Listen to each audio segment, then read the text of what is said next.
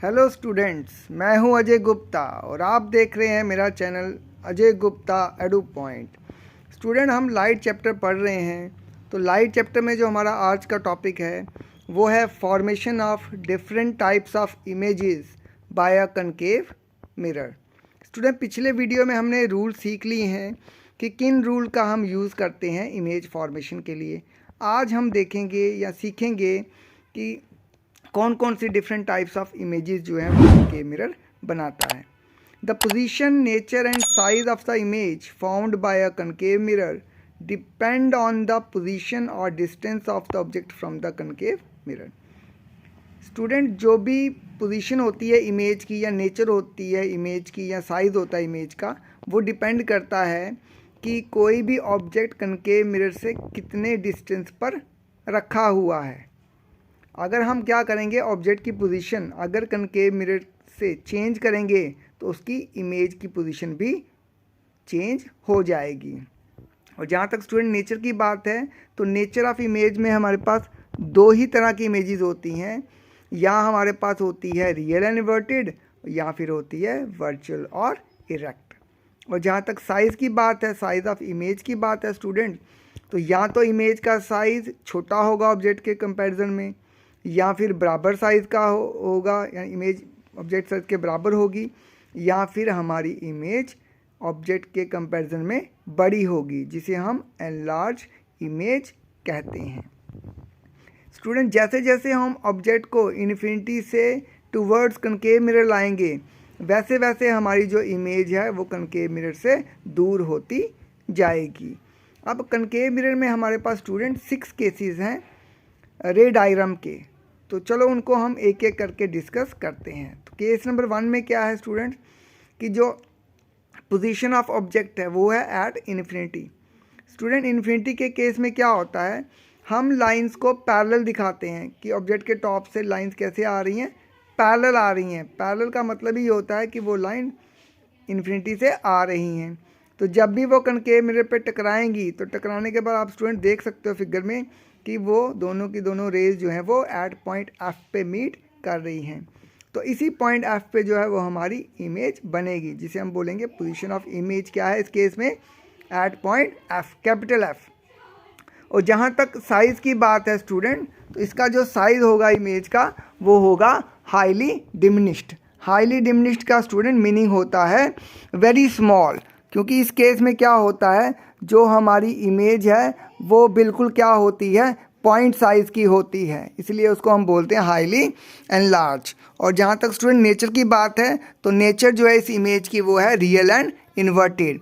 पिछले मैंने आपको वीडियो में समझाया हुआ है कि रियल इन्वर्टेड इमेज वो इमेज होती है जो मिरर के फ्रंट में बनती है। तो इस केस में जो हमारी इमेज बन रही है वो फ्रंट में बन रही है, इसलिए उसका नेचर है रियल एंड इन्वर्टेड।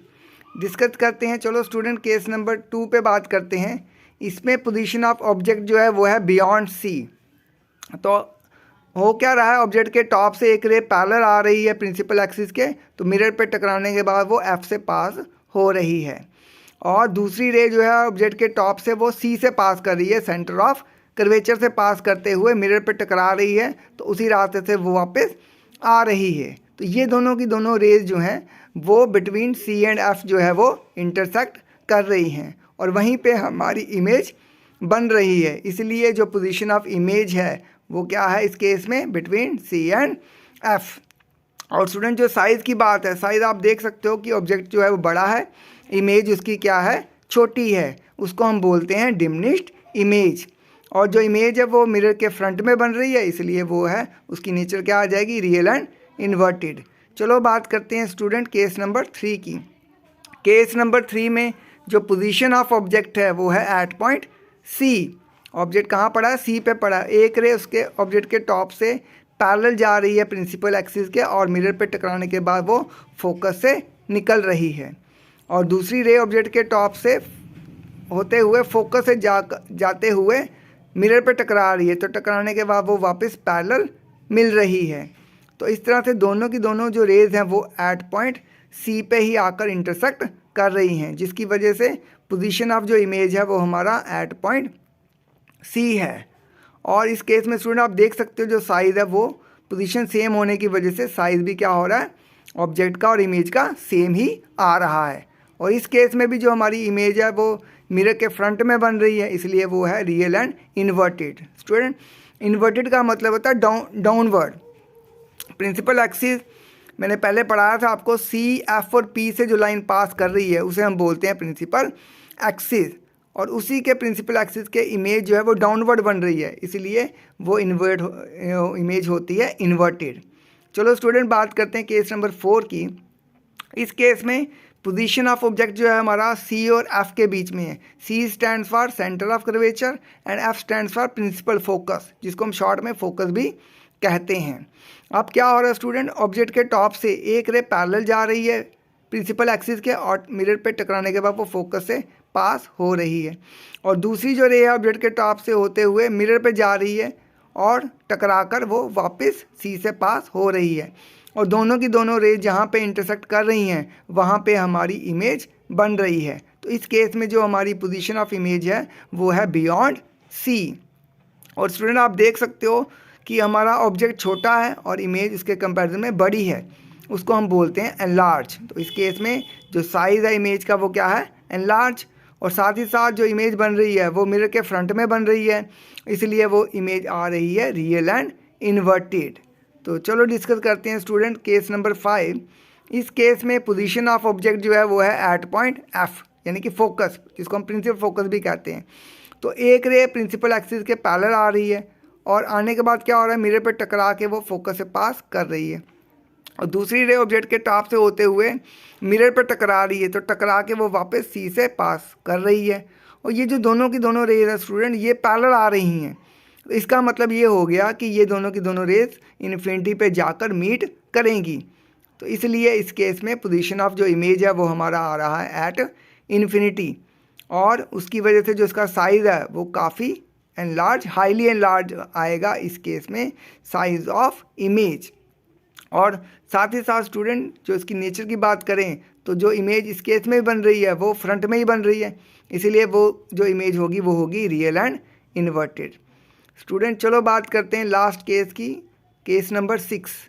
स्टूडेंट, ये जो केस नंबर 6 है ये थोड़ा सा पहले 5 केसेस से डिफरेंट है, क्योंकि पहले 5 केस में जो नेचर ऑफ इमेज है वो रियल एंड इन्वर्टेड होता है in case of concave mirror, और जबकि इस केस में लास्ट केस में जो नेचर है इमेज का वो होता है वर्चुअल और इरेक्ट। चलो देखते हैं केस नंबर 6।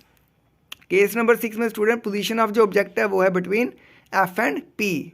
फिर से मैं बता दूं, F capital F stands for principal focus and P stands for pole, यानी कि हमने ऑब्जेक्ट कहाँ रखना है, फोकस और पोल के बीच में रखना है।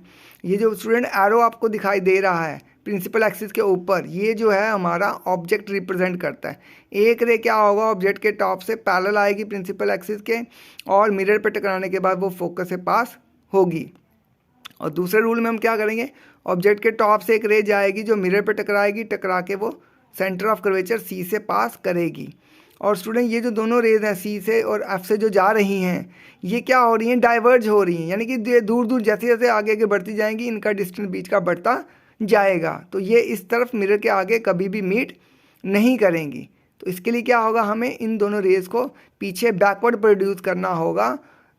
तो बैकवर्ड प्रोड्यूस में क्या होगा स्टूडेंट्स, कि वो पीछे जाकर दोनों की दोनों रेज इंटरसेक्ट कर जाएंगी, और वहाँ पे जो हमारी इमेज बनेगी वो कहाँ पे बनेगी, बिहाइंड द मिरर। तो इस केस में पोजीशन ऑफ जो इमेज है वो है बिहाइंड द मिरर। और साइज स्टूडेंट आप देख सकते हो ऑब्जेक्ट के कंपैरिजन में जो इमेज है वो काफ़ी बड़ी आ रही है, इसीलिए इमेज का जो साइज़ है वो क्या है, एनलार्ज। और जो इमेज है वो बन रही है मिरर के पीछे, तो जो मिरर के पीछे इमेज बनती है उसे हम बोलते हैं वर्चुअल और इरेक्ट। तो ये थे स्टूडेंट हमारे 6 रे diagrams found by concave mirror. इन्हीं सभी रे डायग्राम का स्टूडेंट मैंने समरी चार्ट एक बना दिया, आप इसको भी स्टडी कर सकते हो, जिससे आपको क्या होगा, काफ़ी हेल्प मिलेगी इस रे डायग्राम्स को अंडरस्टैंड करने में।